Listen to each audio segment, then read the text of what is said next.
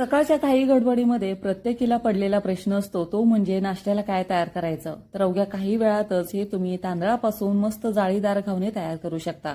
मग याचं खूप दिवस टिकणारं पीठ कसं तयार करायचं, तर हे पीठ तयार करण्यासाठी 1.5 किलो इथं मी रेशनचा तांदूळ वापरलेला आहे. 2-3 पाण्यानं स्वच्छ धुवून घेतला. सुकून झाल्यानंतर हलकंसं जाडसर आपल्याला हे पीठ दळून आणायचंय. आता हे पीठ आहे ना, ते 1 ते 1.5 महिना तुम्ही स्टोअर करू शकता.